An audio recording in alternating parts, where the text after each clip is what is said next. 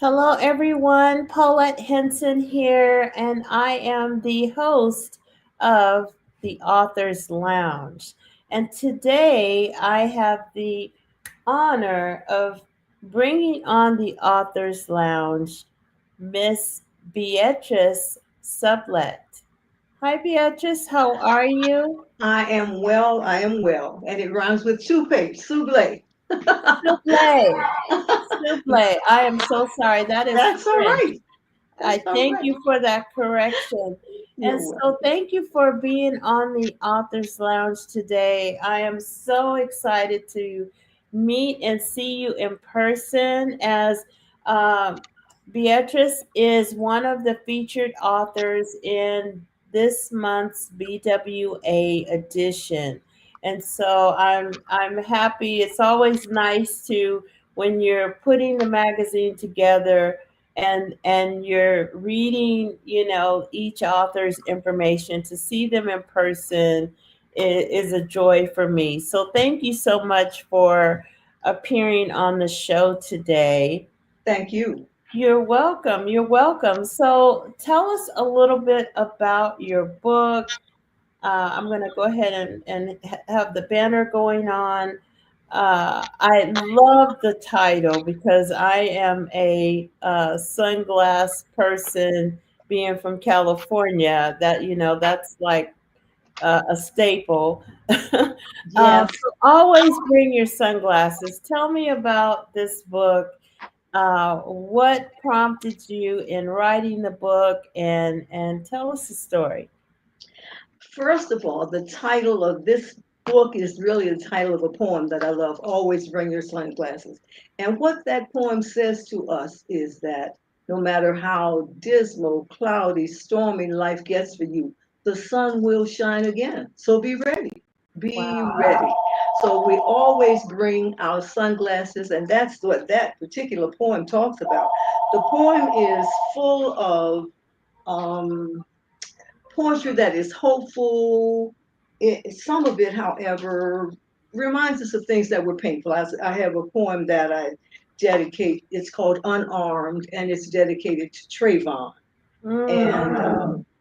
that is touching and sad, and makes us think of things that are painful. There are poems about music. There are poems about fall, morning, the cleansing pool. There's so much that makes us think about life. And life always has its turns, and we must always be ready to be hopeful, to know that there is something good, even if things do not appear to be good at the time. And that's kind of the message that I always want to send, that life always takes a turn for the best, and we must keep joy and hope. So bring your sunglasses, even if you're not in California or Louisiana, where I was born, it will get sunny again. Life Yes. will turn to the better. And that's really the message of the book. In Yes. Wow, wow. And so you talk about your poetry. When did you start writing poems? I must tell you that when I was in seventh grade, we had a little talent show in our homeroom. And I decided I would go up and recite a poem, which I had written. It was about 3 lines long. And I thought I was somebody. I went and stood up there and put my hand on the desk and stood all proud. And I said, God gave us lips to speak the truth. The truth should set us free. It may not be with one small word, but great that word will be. And I went and sat down and thought I was a Maya Angelou. I don't know. I really, that was really my first little poem. Basically, I have had several self-published books that have included poems resulting in things that have been my experiences, people I've met, or things that have happened to me in life. I wrote a book right after Katrina, however. I was in New Orleans at that time, 20 years ago, and moved here to this area. And that book of poetry was basically from free writing of my experience at that horrible venture, the thing that happened to my city and my people. And Hmm. that book I really call Watchwords, Thoughts on Words, War and Racism and Wisdom. So I've been writing poetry for a good long time, as I said, from my little seventh grade. But Wow. basically, in the last 2 years, I have probably, well, maybe more than that, have self-published some books. Most recent one being The Music That Makes Me Dance. But Always Bringing Your Sunglasses is one of my favorites because it has one of my very favorite poems in it. I love that. So, Yes. would you like to share a poem with us? I would love to. And this is really my favorite, and it is called Unassembled. Mm. You gave me a broken, unassembled piece of your life. No directions came, some assembly required, stamped on your heart.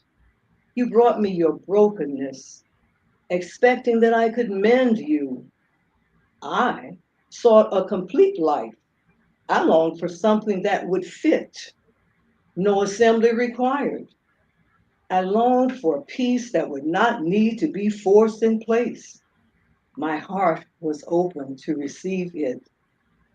Then I found you at the center of my longing, broken, unassembled, wanting, and I loved you. Wow. Oh my goodness. I love that. Thank you. Absolutely love that. Wow. I love poetry. I just absolutely love it. Thank You are amazing. Absolutely. And so I'm glad that you put your poems together, you know, because I talk to a lot of poets, as I told you, I have a show. Um, and I noticed that there's a lot of people that write poetry, but they just have it like in their little journal book. They never publish their work, and so why do you think that is? I mean, I'm just throwing that out there. What do you think that that's about? you.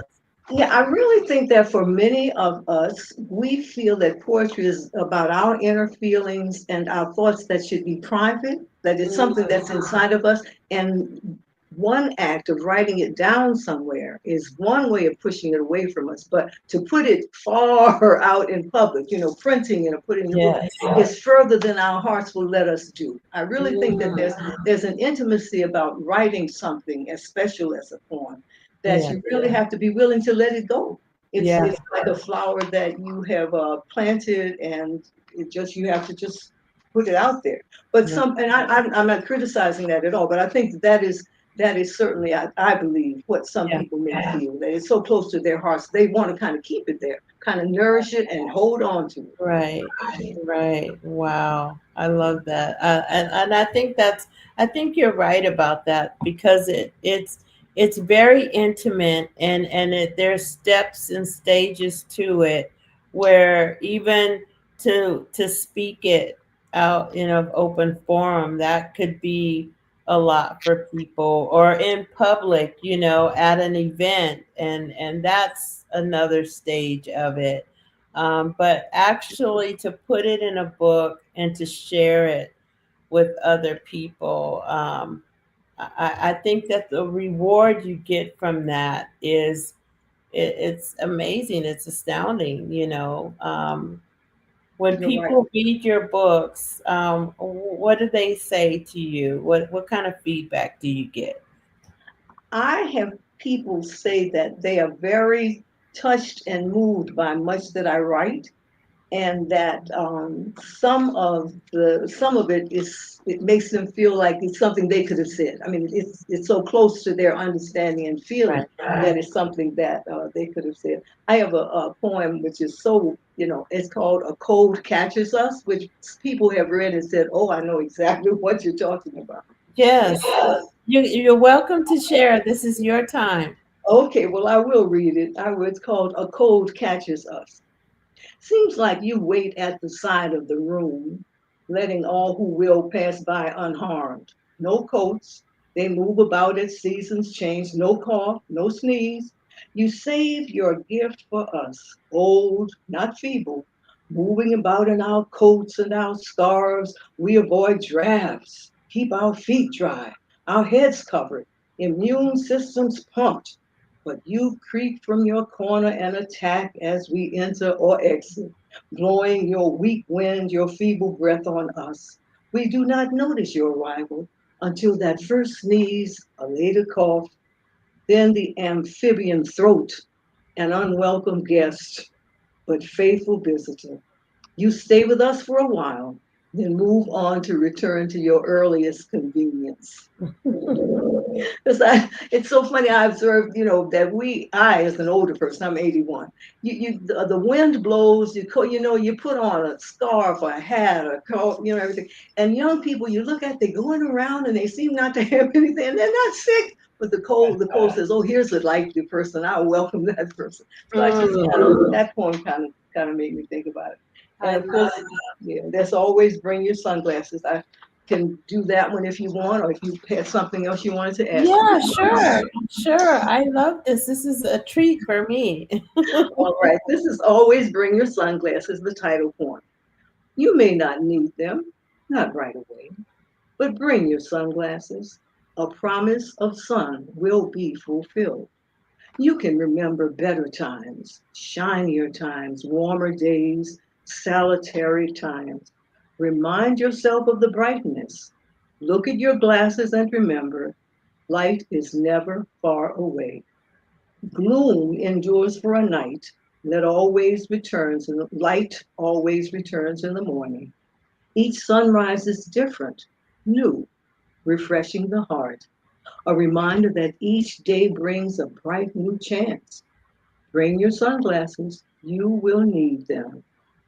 Hmm. Wow, I love that. They're very inspirational. That one kind of gave me chills because it's very inspiring. I have one when I was in New Orleans, I took an African dancing class, and I was trying my best to do everything they were doing. I was right there with them. When I woke up that morning, I could hardly move. I had moved every bone in my body, and so this poem is really just called African dancing. Honey, I ain't never gonna keep up with that rhythm. It goes too fast. The drums have me spinning too quick. I'm bimba diddy bimba diddy diddy diddy bimba, and the drums are saying. Maybe if I stop thinking about ballet and modern and all that old stuff and move with a sense of rhythm that must be somewhere in my remembrance, I'll get it. Surely I know that drum beat. It was the last thing that I heard when I left home, and the first thing I remember when I got here.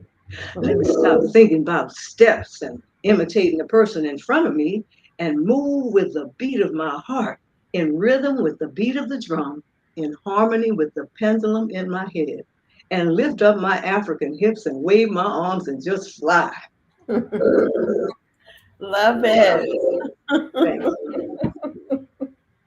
Wow. Wow. I love your work. Thank you. It's very inspiring and it's uplifting. It's motivational. Wow. So you said you started writing since the seventh grade, and so you kept going. When did you write your first book? When did you decide, okay, I'm ready now? I tell you, I received a little manuscript from some people. It was handwritten, handcrafted, or something about a minister, an African American minister during slavery, in slave time. And it came to my house, and I saw the names of these people. It was a nice little book.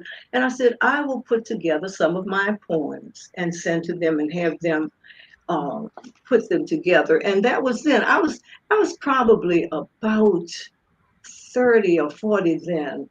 And I Hmm. called the book Screams from a Silent African. And I'm not sure why. I think that was the first one, or it might have been, well, at any rate, I just finally decided, okay, you've been doing things in journals and just writing stuff down. So this is a good opportunity. Just put it out here.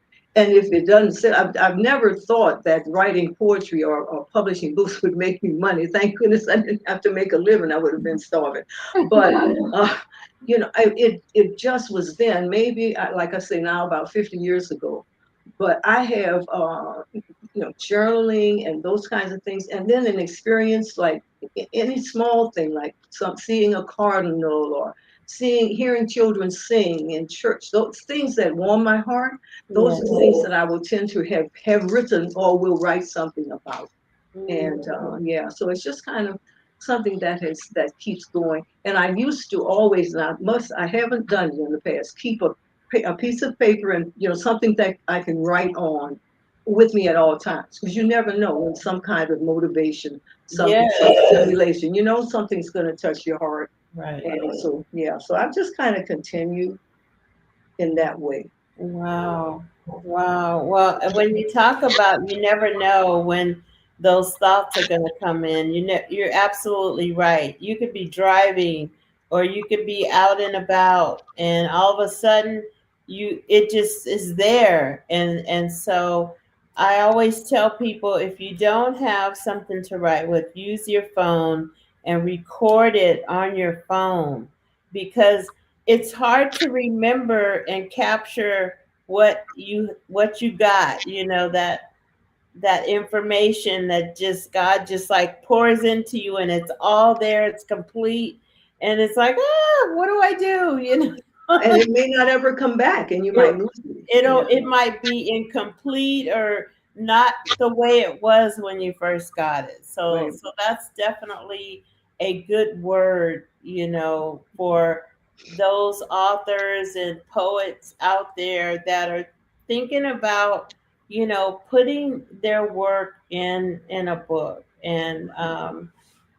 as you said, some people, have a little bit of reluctancy, because those poems are personal, they're intimate, and there are a lot of inner thoughts in that go into those poems. And so Exactly. I definitely respect that. For people. And so, any closing remarks? Definitely, you can share another poem before we sign off. But any closing remarks that you would say to someone who is started writing poetry, or they have a bunch of poems that they've written and they don't know what the next step or what direction they should go in? What would you say to those people? I would say begin to compile your work and know that it is your voice, and do not be troubled by what others say or how others speak or what their voice tells them. It is your voice, it is your personal voice, Yeah. and get your work together and begin to send it out. If you want to put a book together, that's a great way, and have it published. If you just want to begin to sign up for readings, so that's a way of your Yes. putting your work out there. And do not be troubled by people that don't understand what you're saying. That's all right, honey. It's okay. You'll be all right. This poem, finally, and this is for Michael Jackson, and Mm. so it's a different feeling. We consumed you. We tasted your essence, enjoy your unique aromas and flavors, and as if you were our nourishment, our only sustenance, and we grew full and fat. We spewed you out, left you emaciated because of our greed. Satiated, we waddled off, saw you as hollow, troubled, strange, a new flavor we did not desire. We loved ourselves so much, and how you made us feel. We loved ourselves so much and we pretended to love you. We loved how you tasted on our lips. We consumed you. We loved ourselves so much. We loved ourselves so much, yet we pretended to love you. We're sorry, Michael. We should have loved you more. Hmm. Wow. Wow. Love that. I love that. Thank you. That Wow. was a heartbreak to lose such a talented young man Yes. Yes, it in such was. a way. Yeah. Yes. No one. It's people don't really talk about Michael. I mean, they did when it happened, but the magnitude of his time here. There'll never be anyone else like that, Mhm. and that talent and his story, and oftentimes I think about, the fact of, he was robbed of his childhood. Like, he really Absolutely. didn't have, that childhood. I mean, and from a fan, I looked at him as like, that was the best childhood you could have. You go in all these different places, you're dancing and singing and having a good time, and not even knowing later on the trouble and the struggles that he was going through. Right. That's the part I think that breaks my heart so much, that you just never know what a person's going through. You look at them and you see them on TV and in concerts. I mean, when I went to a Jackson 5 concert, I wore my Easter dress. That, like, it was some of us girls. One parent dropped us off, and we were all dressed up. Ooh, We were going to a concert. We're going to see Michael Jackson and the Jackson 5, and so it the inspiration that he gave to our culture, our communities, and uh, the dancing and just the energy, that yeah, boldness to that. Yeah, I'm gonna step out. I'm gonna be bad, and I'm gonna be all these things. You know, it, um, it's pivotal because not too many people can do that. I mean, there's certain entertainers that can really stick to you, and he was one of them. yeah, That yeah. his music is, no one can even get close to that. Mhm. And so, Mhm. Right. wow, I love that. I absolutely love that. Well, thank you so much, Miss Beatrice Soublet. Thank you so much. Well, thank you so much. This has been just wonderful talking with you. You are just wonderful. Thank you. Thank you. I appreciate that. I truly enjoy this this segment of my life, and I'm able to meet and get to know authors and to promote them and help to get their books published. Not only published, but just to get eyeballs on those books, Yeah, so yeah. that they can get book sales. And so I truly appreciate your contribution, you being in the magazine, on our website as well. And so for those of you that are poetry lovers, I think I'm frozen. Let's see. Sometimes we get a little frozen. Those of you that are poetry lovers, um, you can pick up Always Bring Your Sunglasses on Amazon. It's available on Amazon. Uh, Beatrice, are your other books on Amazon as well, or? Yes, they are. Yes, they are. The music that makes me dance, and the other one, the older one after Katrina, watchwords, thoughts on race, water, and war. Yeah, they're all on there. Okay, no, I know I'm still frozen. I don't know what's going on, but at any rate, we thank you all for watching today. Thank you, Miss Beatrice, for gracing us with your beautiful work, your poetry. We totally appreciate you. Thank And for those of you, again, pick up her book. She is an amazing woman, beautiful, beautiful lady. And we're going to sign off. It looks like I'm still a little bit frozen, but we'll see you next time on the Author's Lounge. Thank you so All much. right, let me try to sign off here and then I can give you a little bit of information. Let's see.